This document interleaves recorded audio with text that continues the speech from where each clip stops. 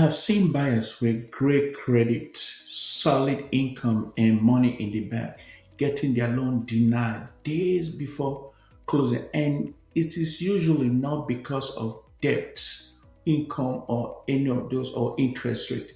It's one simple mistake that most buyers don't even realize it they are making. In this video, I'm going to walk you through and reveal to you what destroys people from closing.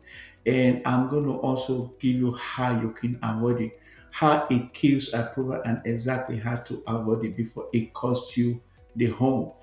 I work with many home buyers, especially first time home buyers, and I see this mistake on a constant basis. And they keep doing this and therefore getting locked out of the loan. Buyers are excited when they get their loan under contract. Then all of a sudden they begin to panic when they hear the lender call and begin to ask questions. What made this worse is that nobody explained the rules to this first time home buyer. So today I'm going to explain it clearly to you and just to give you an idea before you make such hard mistake or learn the hard way. Before I tell you the mistake, you need to understand one thing. Getting pre-approval is not the same as getting approved.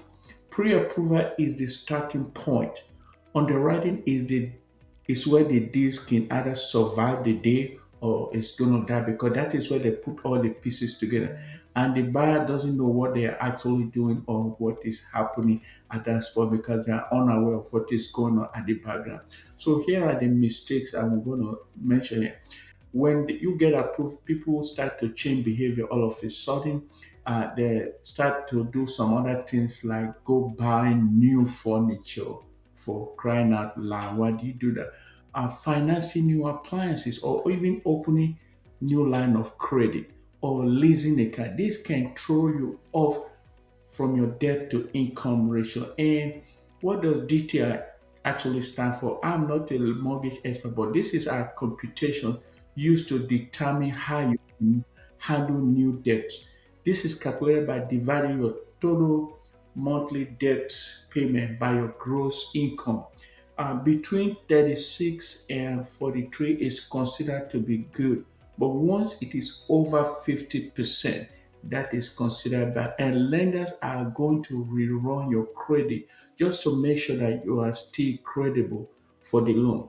The second mistake people do is moving money around, thinking that nothing is going to happen. No, something definitely is going to affect your credit because lenders are watching when they see some of those money moving in between account, that kind of signify that something that is a red flag, and they want to look at it closely again. Look at your bank balances from the time you apply from the loan to this moment. See any large deposits, any trails. All of those your bank statement balances counts a lot. The third thing they know to do is switching jobs. You don't need to change jobs once you got this process going on. You have to stay on your job at least for 2 years. You don't just pick up some jobs or jump some other jobs. And the fourth thing they need to do is, or forget is, your credit score is constantly fluctuating, and this can hurt you.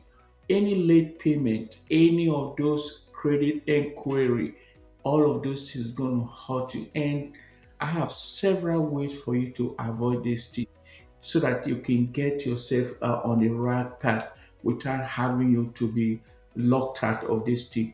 When you are in the process of getting started, you don't need to open new account, no new debt, no large deposit, no credit inquiry.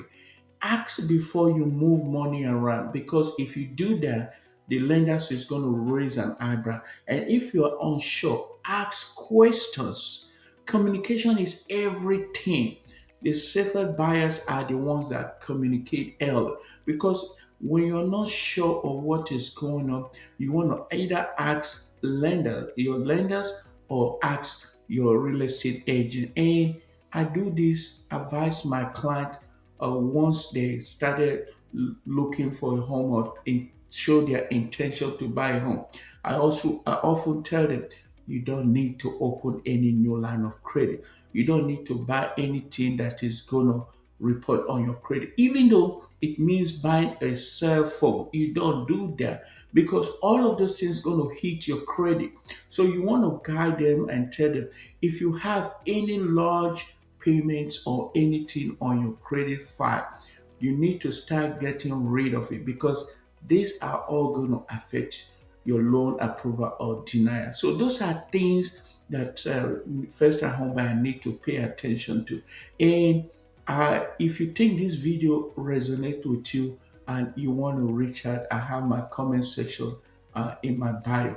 And also you can subscribe to my channel, hit the like or share button because I'm going to be bringing more of this information to my followers so that you can know exactly what you need to do, especially if you're a first-time home buyer. You don't want to create any unforeseen situation or circumstances for yourself because the better informed you are, the better the chances of you getting pre-approved or getting into your dream home. So if you think this video makes it make any meaning to you or add value to what you're looking for, I'm here to help you every step of the way.